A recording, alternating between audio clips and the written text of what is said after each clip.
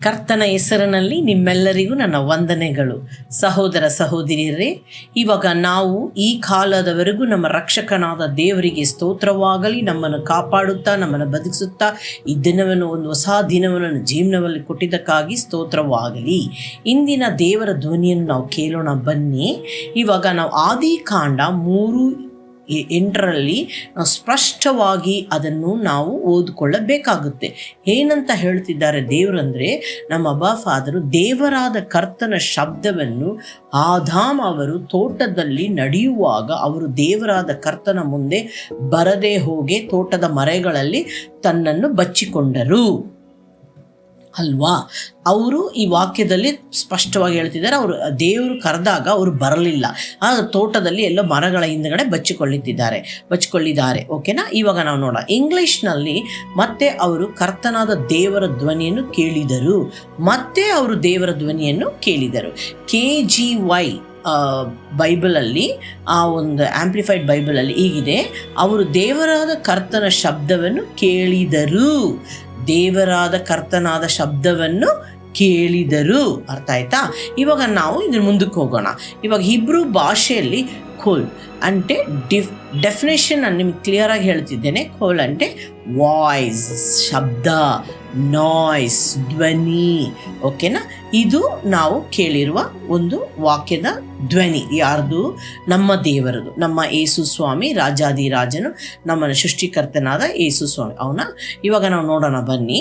ಇವಾಗ ನಮ್ಮ ಬೈಬಲ್ನಲ್ಲಿ ಕೆಲವು ಘಟನೆಗಳನ್ನು ಓದುವಾಗ ಅವು ಕ್ಷಣಕ್ಕೆ ನಮಗೆ ಸಂಭವಿಸುವಂಥದ್ದು ತೋರುತ್ತದೆ ಅಲ್ವೇ. ನಾವು ಯಾವ ಅಧ್ಯಾಯ ಓದುತ್ತಿದ್ದರೂ ಆ ವಚನ ಏನಾದರೂ ಅದನ್ನು ಓದುತ್ತಿದ್ದರೆ ಅದು ನಮಗೆ ಎಂದು ನಾವು ತೆಗೆದುಕೊಳ್ಳುತ್ತೇವೆ. ಆದಷ್ಟು ಮಟ್ಟಿಗೆ ನಾವು ಅದನ್ನೇ ಮಾಡ್ತಿದ್ದೇವೆ ಅಲ್ವಾ. ಯಾವಾಗಲೂ ಅದನ್ನೇ ನಾವು ಮಾಡೋದು. ಆ ದೇವ್ರದೊಂದು ವಾಕ್ಯ ಒಂದು ಒಳ್ಳೆಯದು ಬಂದುಬಿಟ್ರೆ ನಮ್ಮಲ್ಲಿರುವ ಸಂತೋಷ ಯಾರಿಗಿರಲ್ಲ ಅಷ್ಟೊಂದು ಹುಕ್ಕುತ್ತದೆ, ಹಾಲುಕ್ಕಿನಂಗೆ ಹುಕ್ಕುತ್ತದೆ. ಈಗ ನಾವು ಅದೇ ಥರಾನೇ ಆದಾಮ ಮತ್ತು ಹೇವಾಳಿಗೆ ತೋಟದಲ್ಲಿರುವುದಕ್ಕೆ ದೇವರು ಅವರಿಗೆ ಆಜ್ಞಾಪನೆ ಕೊಟ್ಟಿದ್ದರು. ಆ ಆಜ್ಞಾಪನೆ ಯಾರು ಮೀರಿದ್ದು? ಆದಾಮ್ ಮತ್ತು ಈವ್ ಅಲ್ವಾ. ಆದಾಮ್ ಅವರು ತೋಟದಲ್ಲಿ ಎಷ್ಟು ಮಂದಿ ಅವರಿಗೆ ರಾಜಿಗಳು ಇಲ್ಲ, ಅವರೊಬ್ಬರೇ ರಾಜ ರಾಣಿ. ಅವ್ರು ಯಾವ ಪಾಪ ಮಾಡಿರಲಿಲ್ಲ, ಯಾವ ಪಾಪ ಅವ್ರಿಗೆ ಸಾವೇ ಗೊತ್ತಿರಲಿಲ್ಲ ಅಲ್ವಾ.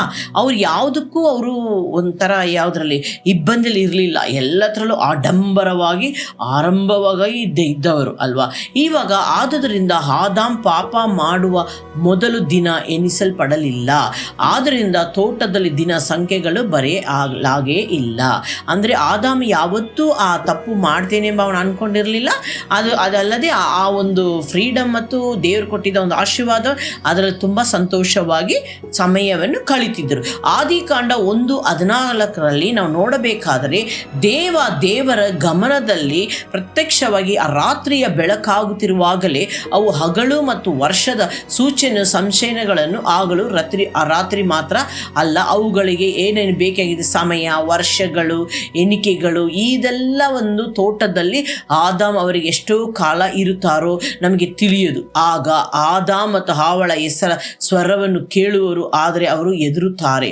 ದೇವರು ಎದೇನ್ ತೋಟಕ್ಕೆ ಬಂದು ಆದಾಮ್ ಅವರನ್ನು ಮಾತಾಡಿದನು ಅಲ್ವಾ. ಇದೆಲ್ಲ ದೇವರು ಯಾರಿಗೆ ಸೃಷ್ಟಿ ಮಾಡಿದರು? ನಮಗೆ ಆದಾಮ್ ಮತ್ತು ಹೇವಳಿಗೆ ಸೃಷ್ಟಿ ಮಾಡಿದರು. ಈ ಸಮಯ, ಈ ಸಾವು, ಬದುಕು ಅದೆಲ್ಲ ಯಾರಿಗೂ ಗೊತ್ತಿರಲ್ಲ. ಆದಾಮ ಹೇವಾಗೂ ಗೊತ್ತಿರಲಿಲ್ಲ ಅಲ್ವಾ. ತುಂಬ ಫ್ರೀಡಮ್ ಆಗಿದ್ದರು ಎಂದು ನಾವು ಹೇಗೆ ಹೇಳಬಲ್ಲವು ಎಂದು ನಾವು ಅರ್ಥ ಮಾಡ್ಕೊಳ್ಬೇಕಾಗುತ್ತೆ. ವಾಕ್ಯದಲ್ಲಿ ದೇವ್ರು ಹೇಳಬೇಕಾದ್ರೆ ಅದನ್ನು ನಾವು ತೀವ್ರವಾಗಿ ಒಳಗಡೆ ಹೋಗಿ ನಾವು ಅದನ್ನು ಅರ್ಥ ಮಾಡ್ಕೊಳ್ಬೇಕಾಗುತ್ತೆ. ಹೌದಾ. ಇಂದು ನಮಗೆ ಬಹಳ ಸ್ಪಷ್ಟವಾಗಿ ದೇವರು ನಮಗೆ ಮಾತಾಡುತ್ತಿದ್ದನ್ನು ನಮಗೆ ತಿಳಿಯುತ್ತಾರೆ. ಆ ರಹಸ್ಯವನ್ನು ನಮಗೆ ಗೊತ್ತಾಗುತ್ತೆ. ನಾವು ಆದಾಮನ ಸ್ವರ್ಗದಲ್ಲಿರುವಾಗ ಅವರ ಬಗ್ಗೆ ನಾವು ಹೇಳುತ್ತೇವೆ ಅಲ್ವಾ. ನಾವಿವಾಗ ಆದಾಮನ ಸ್ವರ್ಗದಲ್ಲಿರಬೇಕಾದ್ರೆ ಎಷ್ಟೊಂದು ಸಂತೋಷ ಪಡ್ತೇವೆ ಅಲ್ವಾ. ಆವಾಗ ಆದಾಮ್ ನಮಗೆ ಹೇಳ್ತಾರೆ.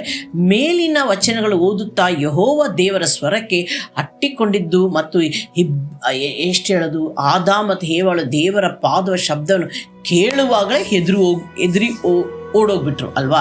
ಯಾಕಂದರೆ ಅವ್ರು ತಪ್ಪು ಮಾಡಿದ್ದಕ್ಕೆ, ಆ ಶಬ್ದವನ್ನು ಕೇಳಿದ್ದಕ್ಕೆ ನಾನು ಪಾಪದಲ್ಲಿ ಇದ್ದೇನೆ ಎಂದು ಆ ಕ್ಷಣದಲ್ಲಿ ಅವರು ತಿಳ್ಕೊಂಡ್ರು ಅಲ್ವಾ.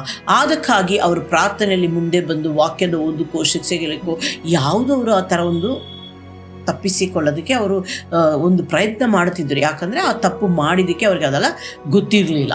ಆದರೆ ನಾವು ಏನು ಮಾಡಬೇಕಾಗುತ್ತೆ, ಇಂದು ಬೆಳಗ್ಗೆ ನೀವು ಸಹ ನೀವು ಎಲ್ಲರ ಇವರೇ ಸಹೋದರ ಸಹೋದರಿಯರೇ, ನಾವು ಪಾಪ ಮಾಡಿದವರೇ. ಭಯದ ಕಾರಣದಿಂದ ದೇವರ ಮುಂದೆ ನಾವು ಬರೋದಿಲ್ಲ. ನಮ್ಮ ಜೀವನ ಪಾಪವಿರಲಿ, ದೇವರು ನಮ್ಮನ್ನು ಅಂಗೀಕರಿಸುತ್ತಾನೋ, ನಮ್ಮ ಪಾಪವನ್ನು ತಿರಸ್ಕರಿಸ್ತಾರಲ್ಲವೇ, ನಾವು ಮಾಡಿದ ಪಾಪಕ್ಕಾಗಿ ನಮ್ಮನ್ನು ತಿರಸ್ಕರಿಸ್ತಲ್ಲವೇ ದೇವರು. ವಚನದ ಪ್ರಕಾರ ನೀವು ಪಾಪ ಮಾಡಿದ ಮಾತ್ರಕ್ಕೆ ದೇವರು ನಮ್ಮನ್ನು ತಿರಸ್ಕರಿಸುವುದಿಲ್ಲ. ದೇವರ ಹತ್ರ ಪ್ರಾರ್ಥನೆ ಮಾಡಿ ನ್ಯಾಯ ವಿಚಾರಣೆಗೆ ಮಾಡುವಂಥ ಕೃಪೆಯನ್ನು ನಿಮ್ಮಿಂದ ತೆಗೆಯುವುದಿಲ್ಲ. ದೇವರು ಖಚಿತವಾಗಿ ತೆಗೆಯುವುದಿಲ್ಲ. ನೋಡಿ, ನಾನು ಒಂದು ಮಾತು ಹೇಳ್ತೇನೆ, ದೇವರಿಗೆ ನಾವು ಯಾವತ್ತೂ ಅವರು ನಮ್ಮನ್ನು ಸೃಷ್ಟಿ ಮಾಡಿದರು, ನಾವು ತುಂಬ ಪ್ರೀತಿ ಮಾಡಿದವರು.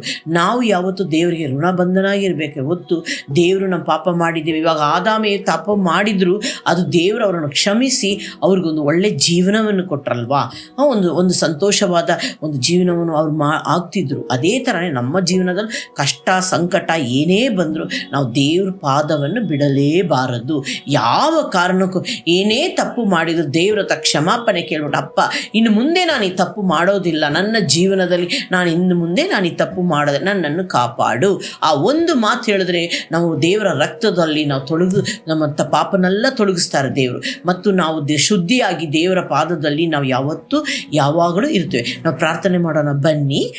ಸಹೋದರ ಸಹೋದರಿಯರೇ, ಸ್ವರ್ಗದಲ್ಲಿರೋ ನಮ್ಮ ತಂದೆಯೇ, ಇಂದು ಬೆಳಗ್ಗೆ ನೀವು ಅಮೂಲ್ಯವಾದ ವಾಕ್ಯವನ್ನು ಕೇಳಿಕೊಳ್ಳೋಕೆ ಈ ಧ್ವನಿಯನ್ನು ನಮ್ಗೆ ಕೊಟ್ಟಿದ್ದಕ್ಕಾಗಿ ಸ್ತೋತ್ರ ಅಪ್ಪ. ಎಲ್ಲರನ್ನು ಆಶೀರ್ವದಿಸಿದರೆ ಹಿಂದೆ ಎಷ್ಟೆಲ್ಲ ಕೆಲಸ ಮಾಡ್ತಿದ್ದಾರೋ ಅವ್ರನ್ನೆಲ್ಲ ಆಶೀರ್ವದಿಸು ನನ್ನ ತಂದೆಯೇ. ಹೌದಪ್ಪ, ನೀವು ಕೊಟ್ಟಿರುವ ಈ ಆಶೀರ್ವಾದಕ್ಕಾಗಿ ನಿಮಗೆ ಎಷ್ಟು ವಂದನೆ ಸಲ್ಲಿಸಲು ಸಾಲದಪ್ಪ. ಅಪ್ಪ, ನಮ್ಮ ತಪ್ಪನ್ನು ಕ್ಷಮಿಸು ತಂದೆಯೇ. ಹೌದು ತಂದೆಯೇ, ನಾವು ಪಾಪ ಮಾಡಿದ್ದೇವೆ, ನಾವು ಪಾಪದಿಂದ ದೂರ ಹೋಗಿದ್ದೇವೆ, ನಮ್ಮನ್ನು ಕ್ಷಮಿಸು. ನಾವು ಏನೇ ತಪ್ಪು ಮಾಡಿದರೂ ನಮ್ಮನ್ನು ಕ್ಷಮಿಸು ತಂದೆಯೇ. ನಿಮ್ಮ ಪವಿತ್ರಾತ್ಮದ ವರದಿಂದ ನಮ್ಮನ್ನು ತುಂಬಿಸು. ನಮ್ಮ ಜೊತೆಯಲ್ಲಿ ಇರಿಸು. ನಾವು ನಿಮ್ಮ ಜೊತೆಯಲ್ಲಿ ನಡೆಯಬೇಕಾಗುತ್ತೆ. ಆದಾಮ್ ನಡೆದಂಗೆ, ಈವ್ ನಡೆದಂಗೆ, ಹೆಬ್ರಾಮ್ ನಡೆದಂಗೆ ನಾವು ನಿಮ್ಮ ಜೊತೆಯಲ್ಲಿ ಸಹಾಯಕ್ಕೆ ನಾವು ಬರಲೇಬೇಕಾಗುತ್ತೆ. ನಿಮ್ಮ ಜೊತೆಯಲ್ಲಿ ನಾವು ನಡೀಲೇಬೇಕಾಗುತ್ತೆ. ದೇವರೇ, ನಮ್ಮನ್ನು ತಿರಸ್ಕರಿಸಬೇಡ. ನನ್ನ ಪಾಪವನ್ನು ಕ್ಷಮಿಸು ನನ್ನ ತಂದೆಯೇ. ಯೇಸು ಕ್ರಿಸ್ತನ ಹೆಸರಿನಲ್ಲಿ ನಾವು ಬೇಡಿಕೊಳ್ಳುತ್ತೇವೆ. ಆಮೇನ್. ಎಲ್ಲರಿಗೂ ಶುಭವಾಗಲಿ.